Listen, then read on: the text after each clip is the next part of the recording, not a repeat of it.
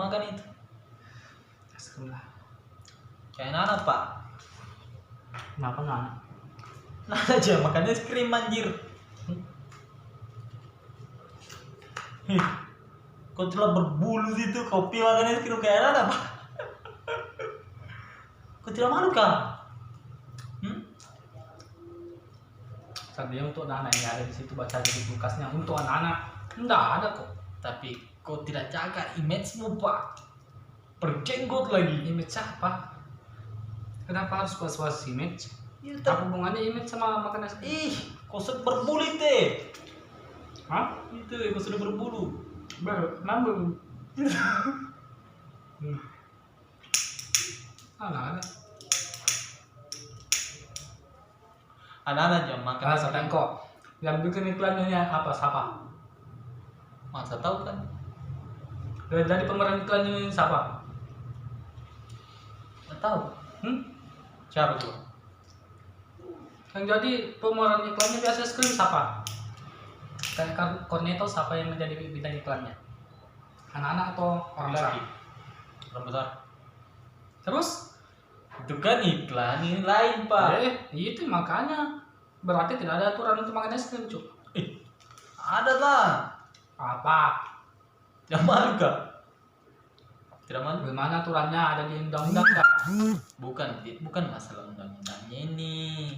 Apa le? Jagaan juga itu apa? Suruh berbulu mie tumu. Udah, nenek aku udah mau makan es krim.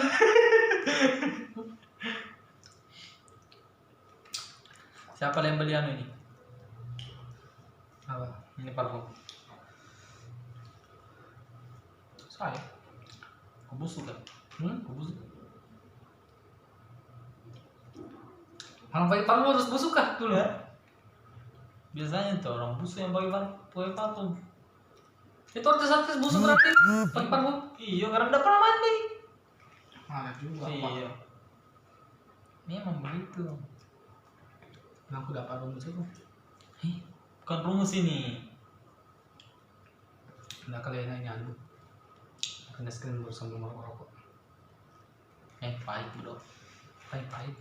Itu merokok. Kau ndak pedis ini. Merokok juga songkol. Nah, merokok. Makan es krim sambil merokok. Kenapa?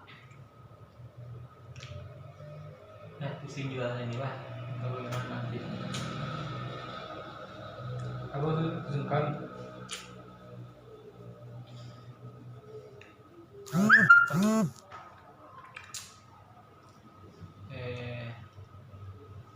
Tak pacar betul. Hah? Tak pacar. Ada juga pacaran pak. Iya. Baru-baru aku putus sama pacaran songkol.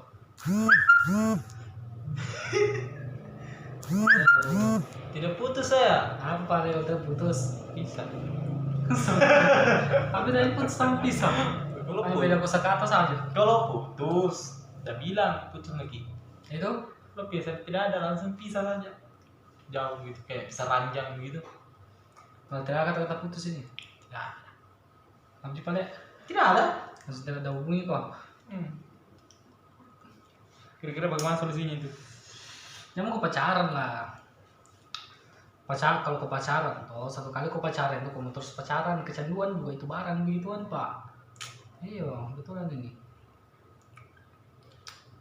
Tapi tidak bisa begitu ya. Apa yang tidak bisa? Karena pacarku tapi jauh. Hah? Jauh. Yang ku dapat di Tantan itu?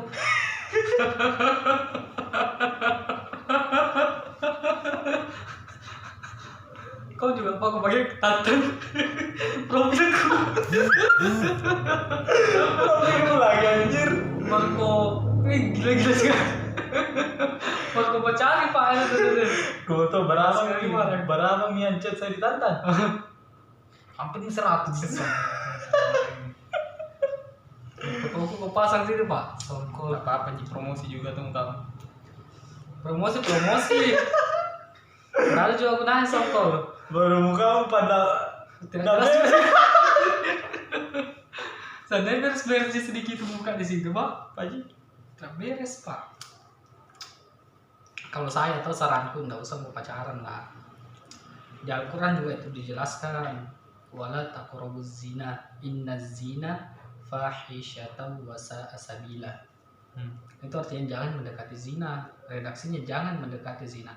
Wala taqrabu, pakai waw, pakai lagi la. Waw wala taqrabu. Itu berarti penekanan sekali. Berarti mendekati zina, bukan berzinanya. Mendekati saja dilarang, apalagi berzinanya, Pak. Kalau konteks pacaran itu konteksnya mendekati zina, Pak.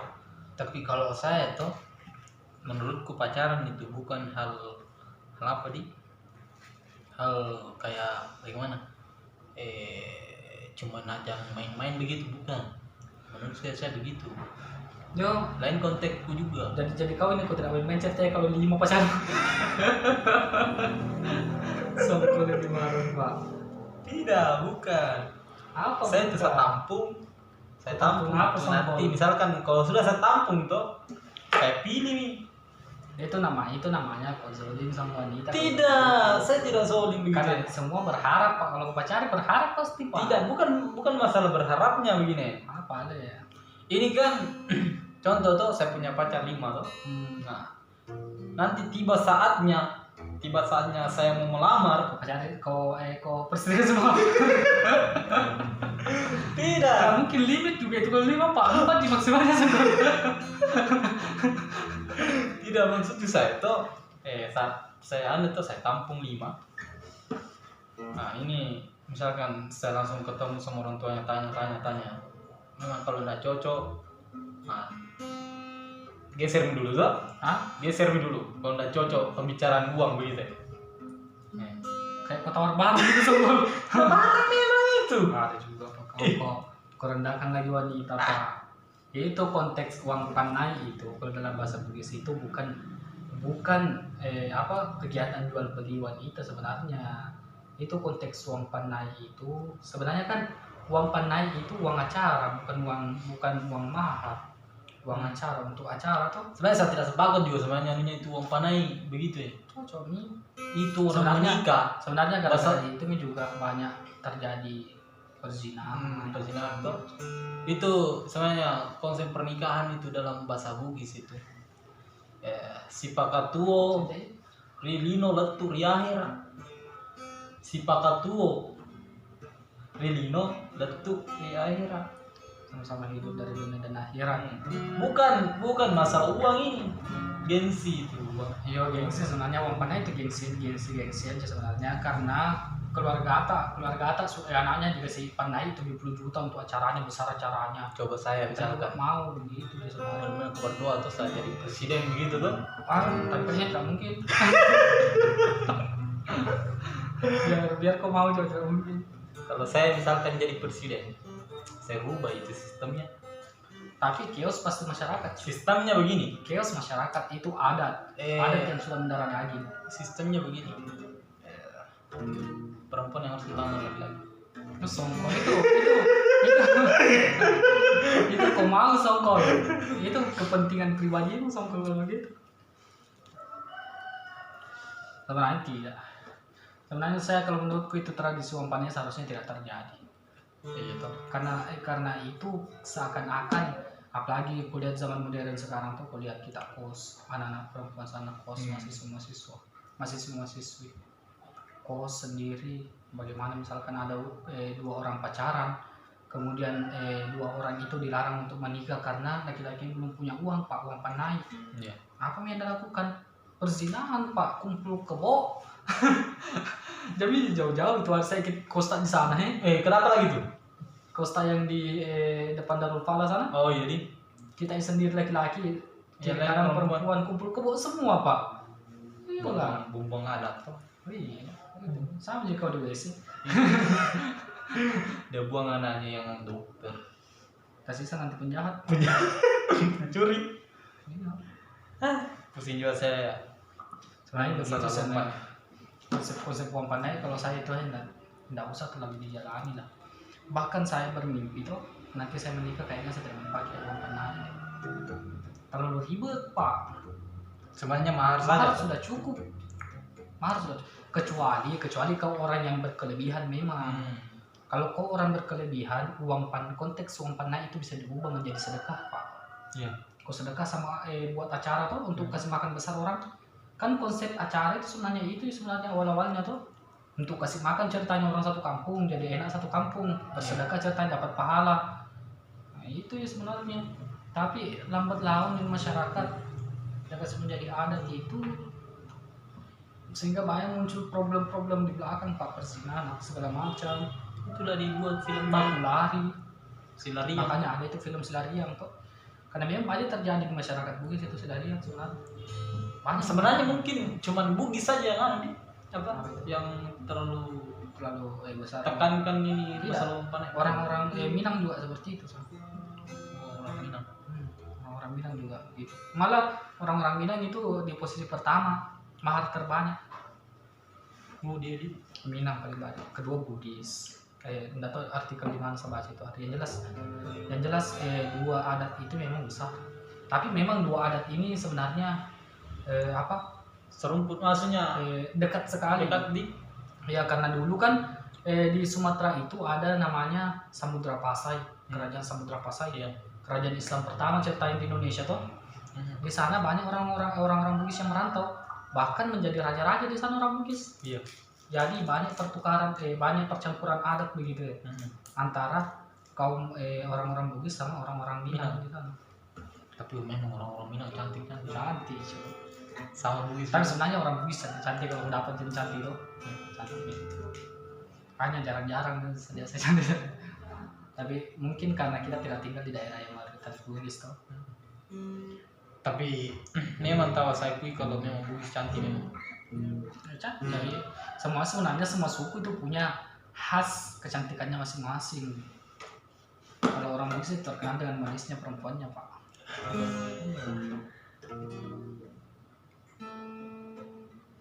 Saya pusing betul saya dengan adanya Bugis saya.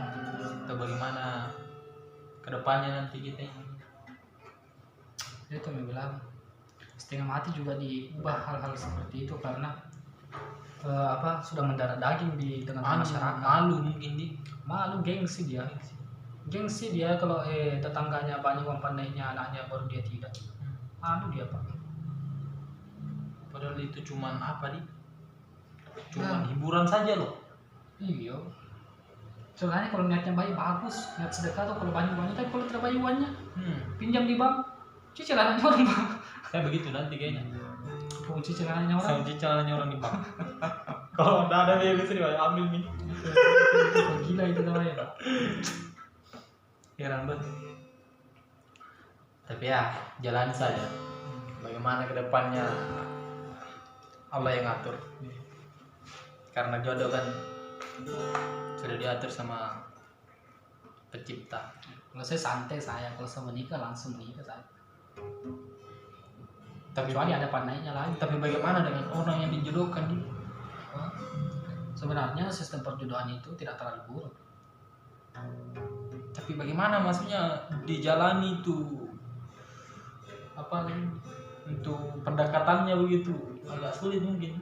Pendekatan apa? Pendekatannya karena belum pernah tahu ini Tidak juga. sifatnya bagaimana. Tidak juga. Orang tua aku jelas contoh orang yang dijodohkan, Pak, sampai meninggal Bapak.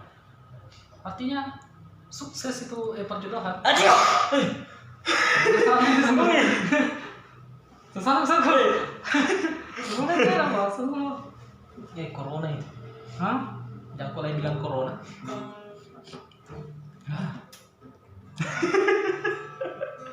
Sekarang masyarakat pokoknya sekarang itu kentut lebih baik di depan orang daripada bersin atau batu, Pak, karena corona.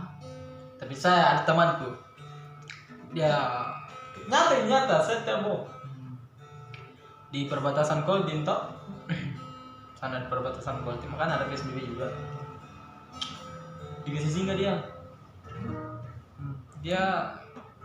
dia batu-batu toh, tapi pas hampir saya tahan. Udah tahan itu batunya. tapi tidak bisa dia tak langsung bunyi itu longkonya. Bunyi bagaimana gitu longko itu aduh. Pokok begitu bunyinya. Langsung kayak Itu petugas semua minggir dia. Takut tuh orang pas zaman sekarang tuh. Bisanya tuh coba aku pikir secara secara logika. Bisanya sistem kehidupan masyarakat diubah oleh hal-hal seperti ini. Iya toh. Berubah total Pak, new normal. Yang normal. Bahkan sekarang wacana pemerintah kan new normal ini sekarang. Iya. Bisanya bisa berubah seperti itu. Kan banyak teori konspirasi. Kalau memang corona itu menjadi bahan konspirasi segelintir orang, berarti segelintir orang itu memang bisa menguasai dunia atau bahkan sudah menguasai dunia. Iya tuh jelas. Yang disebut orang-orang konspirasi itu sebagai elit global. Bisa jadi juga Itu memang ada. akidahnya orang bisa juga berubah begitu nih. Akidah begitu. Berubah kenapa? Sedangkannya kasus-kasus kecil seperti corona saja ini bisa banyak hal-hal yang dirubah. Bagaimana dengan akidah nantinya? Iya itu maksudku loh. Jadi segelintir orang ini memang bisa menggerakkan dunia, bisa menggerakkan orang-orang, bisa mempengaruhi orang-orang. Besar pengaruhnya tuh. Besar sekali pengaruhnya Pak. Kalau memang corona itu konspirasi tuh. Kalau memang. Tapi saya yakin kalau ini saya tidak terlalu anu samanya. Hanya 5% saya percaya dengan corona. Kalau saya pribadi percaya virusnya ada. Iya, saya percaya virusnya ada. Virusnya ada. Yang kita pertanyakan itu Berbahaya apakah atau tidak? akibatnya berbahaya atau tidak? Atau tidak? Penularannya berbahaya atau tidak itu sebenarnya. Atau ada konstelasi politik lagi di belakang oleh para kapitalis, orang-orang yang bermodal tuh, yang mau untung. membuka industri vaksin dan segala macam, dia mau untung. Itu sendiri dong. Iya begitu. Sebenarnya begitu sebenarnya. Jadi ya saya ambil jalan tengahnya saja. Percaya bahwa virus corona ada, tapi hati-hati dengan tetap physical distancing, tetap memakai masker, Iya. tetap segala macam. Saya tetap ikuti protokol. Ya kecuali kau kena corona, kayaknya saya kena juga. Setiap hari kita sama-sama loh. Setiap hari pokoknya kalau kena corona sama-sama kita di karantina sama. Sama kita di Sulawesi, tapi alhamdulillah tuh kalau di Sulawesi Tenggara dia hanya 3 yang meninggal. Itu pun Dengan banyak sekali kasus. Itu pun Karena memang punya riwayat. iya riwayat. Ada yang cuci darah, ada yang Sudah lansia apa tuh segala macam. sudah punya penyakit yang memang seharusnya dia dimatikan dengan penyakit itu, tapi kalau menurutku saya tuh, tapi dia diberikan kemuliaan sama Allah, dikasih meninggal gara-gara corona. Karena orang yang meninggal gara-gara wabah itu kan dia mati syahid. Syahid dia. Kau mau apa juga? Apa? Mati syahid begitu. Kalau mati syahid mau saya. Bagaimana kalau belum amal? Masih apa? Itu utang ada di mana-mana. Itu bahaya. Tapi saya kalau misalkan tuh saya mati begitu, saya meninggal tuh. Mati apa? Aduh. Misalkan tiba-tiba saya mati, satu aja pesan gue sama kau. Kau jual HP. Kau bayarkan utang-utangku. Itu terus kau bilang saya kira aku mau mati betul itu hari Pak Songko betul. Karena apa di? Itu utang itu, Utang besar, tanggungannya dia udah besar sekali. Saya takut sekali itu. besar itu utangnya. Bahkan orang mati syahid kalau dia masih ada utang Utang itu itu tidak jadi Pak. tidak jadi Dihalang dia di surga. kecuali memang benar-benar itu orang mengikhlaskan. Tapi kalau utang memang ngeri. Tidak ada toleran. Iya. Kalau untuk utang.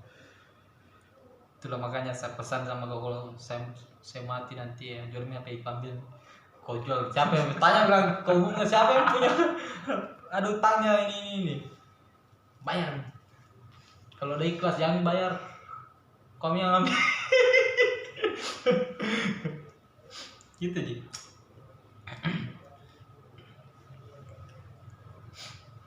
Sebenarnya di dunia ini banyak sekali hal-hal yang perlu dipertanyakan.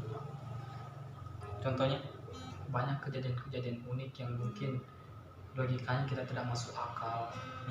seperti corona ini kan sebenarnya hal-hal yang tidak masuk akal. Iya toh. Bisa mengubah sistem gerak orang seluruh dunia loh. Iya. Coba yang Saya sebenarnya begini, ini corona tuh kan kasusnya kemarin kan lagi panas-panas, maksudnya lagi anunya tuh itu pasnya lagi pas Mopi lagi masuk bulan puasa. Iya. Kira-kira ada apa tuh? Tapi sebenarnya hikmahnya bagus sih kalau menurutku saya. Karena dengan tidak bekerjanya orang, dia fokus beribadah kepada Allah, Pak. Tapi itu tidak menuntut semuanya. Iya, tidak menuntut semuanya, tapi kan ada sebagian Hanya orang beberapa orang saja iya. toh. Maksudnya orang dibiarkan merenung dengan kejadian-kejadian apa yang telah dilalui di masa hidupnya, dan kemudian keluar dari corona ini, keluar dari pandemi ini, menjadi orang yang berbeda, Pak. Saya sebenarnya saya punya pikiran yang lebih unik daripada orang-orang lain. Saya berpikir seperti ini. Itu corona kan mengubah sekali sistem apa yang disebut peradaban dunia pada saat ini toh. Iya. Kita sedang lagi maju-majunya teknologi sampai kita sekarang berada di industri 4.0, Pak. 4.0. Yang dulunya 3.0, 3.0, 2.0, 1.0. Sekarang kita sudah masuk ke era 4.0, 4.0. Toh, kalau saya mungkin kalau menurutku itu mungkin Tuhan menginginkan kita untuk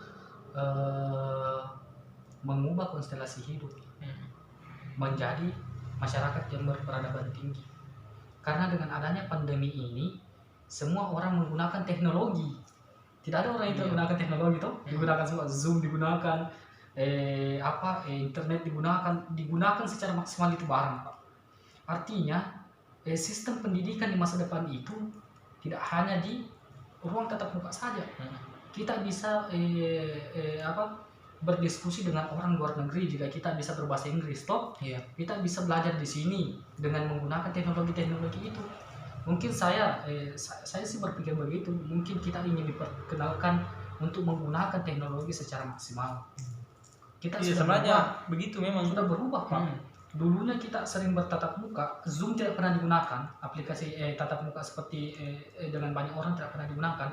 Sekarang kita dituntut untuk menggunakan itu. Artinya kalau di zaman dulu senior-seniorku bilang tuh, kalau dia ingin menemukan informasi di satu daerah, maka dia harus studi banding dulu. Iya. Studi banding itu ada dananya dari kampus. Iya. Sehingga dia bisa perjalanan apa segala macam, Tempat tinggal sambil belajar di sana toh. Sekarang itu tidak lagi relevan di kehidupan manusia, Pak. Sekarang ada zamannya teknologi. Misalkan kau menjadi presma atau presiden mahasiswa, kau bisa berkomunikasi dengan presma seluruh Indonesia dengan menggunakan aplikasi itu. Itu menurut saya satu titik kemajuan peradaban, Pak. Sebenarnya saya begini toh, kan mahasiswa toh, kan kita ini mahasiswa begitu. Kenapa tidak itu kita buat satu aplikasi khusus untuk mahasiswa. Harga juga saya, Pak. Saya bicara ini. Terserah juga saya kentut saya. Ini hak, Pak. Dilindungi undang-undang. Serami. Maksudnya buatlah toh suatu aplikasi biar mahasiswa ini mempertemukan semua mahasiswa Indonesia. Kalau bisa seluruh dunia lah gitu. Mahasiswa seluruh dunia, janganlah terlalu besar tuh di Indonesia saja dulu. Misalkan kita bisa sharing-sharing antar sesama kampus lain tanpa bertatap muka langsung, tanpa ada biaya yang besar keluar. Iya sebenarnya itu sudah bisa digunakan di WhatsApp. Hanya WhatsApp memang masih terbatas. Iya, terbatas anunya tuh. Tapi kalau mau digunakan hal-hal seperti itu, kita juga belum rampung di masalah WhatsApp. Kita belum rampung, Pak. 200 lebih orang di dalam grup itu tidak ada sama sekali berdiskusi. Malah diskusinya terkesan ngawur. Kenapa? Karena semua orang mau berpendapat, Pak. Setengah mati kita berdiskusi dengan semua orang, setengah mati. Disitulah makanya. Kecuali dengan beberapa orang. Disitulah makanya ini aplikasi ini toh Siapa tahu ada nanti yang bisa buat tuh. Kalau bisa saya lah. Tapi kayaknya tidak mungkin. Kenapa lagi? Tadi presiden tidak. Karena kamu mesum sama. Kalau bilang anak aja aku bisa. Semua orang bisa bikin anak. Cocok nih. Tidak semua orang bisa bikin anak. Ada orang mandul. Siapa tahu dikasih sama Allah anak lagi. Iya, ada orang mandul. Sampai mati. Atau juga itu apa itu mandi? Tidak bisa punya anak. Bukan. Apa nih? Tidak ada keturunannya. Susah. Ah, bedanya itu barang. Yang jelas begitulah. Yang jelas dunia ini tempat panggung sandiwara. Kita tidak bisa mengetahui apa yang terjadi di masa depan. Kita bahkan tidak bisa mengetahui secara menyeluruh apa yang terjadi di masa lalu. Dan banyak hal-hal unik yang akan terjadi. Seperti pandemi ini, siapa yang juga bisa terjadi hal-hal seperti ini? Siapa yang juga orang bisa saling bertatap muka sampai ke belahan dunia lain, Pak? Kalau orang dulu hidup di masa kita, putih rambutnya gara-gara kaget. Iya, betulan. Tapi kalau kita bicara tentang perekonomian, tentang pandemi ini tuh turun. Ya, Bagaimana di sana? Orang memang orang-orang yang sudah kaya begitu tuh. Mau 100 berapa tahun tidak keluar tidak masalah. Bagaimana dengan orang-orang yang kecil? ya gitulah. Ya ini itu resiko hidup. Itu saya bilang kalau misalkan corona ini sebuah konspirasi, maka amat banyak sekali dosanya orang yang berkonspirasi. Dosa sekali tuh. Berdosa sekali karena dia mengorbankan banyak masyarakat. Maunya kalau kamu mau membuat politik mau bertengkar masalah politik, lebih baik ke tatanan atas. Jadi kalau misalkan beresiko mereka yang tersiksa orang tatanan atas toh, tidak perlu sampai ke masyarakat kecil, Pak. Karena semua negara di dunia itu menginginkan perdamaian sebenarnya. Kita ingin hidup yang biasa-biasa saja. Kita ingin hidup bermasyarakat yang baik, menjadi warga negara yang baik, mempunyai keturunan yang baik-baik, mati dalam keadaan baik. Selesai, Pak. Hanya tidak semua orang berpikiran seperti itu. Banyak pemikiran yang kemudian terlalu jauh dari pemahaman kita, sehingga ada yang rela untuk melakukan apa saja untuk meraih tujuannya, rela merampok, rela segala macam. Dan itu tidak bisa tidak ada juga. Karena di dunia itu selalu dipenuhi hal seperti itu. Kalau tidak ada seperti itulah selesai dunia, Pak. Tidak ada. Untuk apa selesai? Jadi tinggal Pasti ada skenario-nya tuh. ya tinggal nikmati saja. Kita diterjang oleh pandemi seperti ini ya. Kita nikmati, kita gunakan untuk produktif, kita gunakan untuk berkarya, untuk aksi. Santai-santai saja, biasa saja. Yang penting senang. Hidup. Tapi memang kalau untuk senang ya senang, tapi saya selalu berpikir orang-orang yang minim begitu, maksudnya ekonominya. Iya, kita termasuk bersyukur masih bisa kuliah toh, masih bisa merokok, masih bisa makan, masih bisa naik motor dan segala macam. Kita bersyukur sebenarnya. Jadi kalau misalnya kita pusing gara-gara tekanan hidup, kayaknya memang kita tidak pantas pusing untuk tekanan hidup. Iya, Karena kita sudah lumayan daripada mereka. Saya itu kasihan sekali waktu maghrib itu hari itu toh. Kan saya tengah-tengah malam sepulang, saya gaskan ini tengah-tengah malam. Saya sering lihat itu orang-orang di pinggir jalan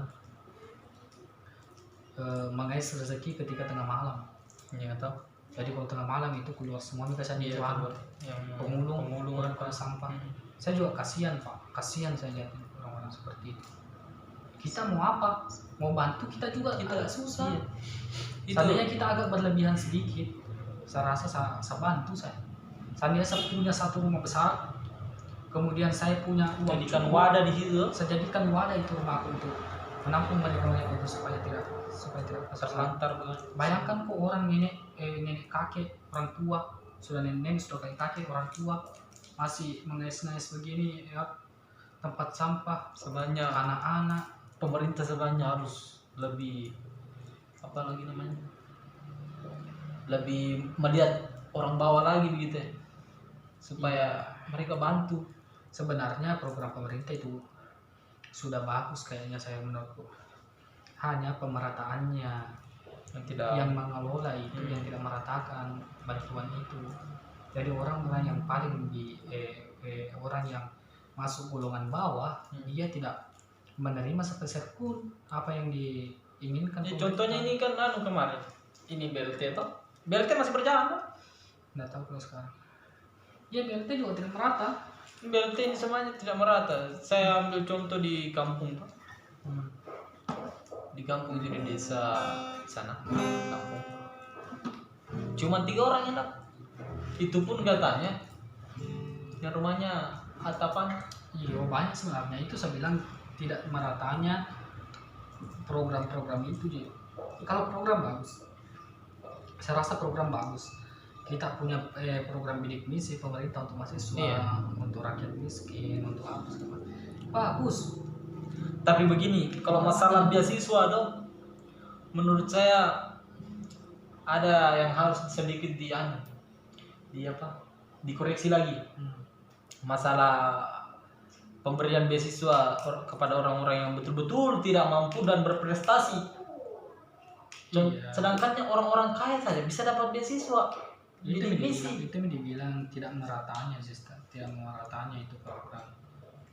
Berarti ada oknum-oknum yang Ada oknum-oknum yang buat itu gaduh sebenarnya. mungkin karena Iya. ada orang dalam tuh.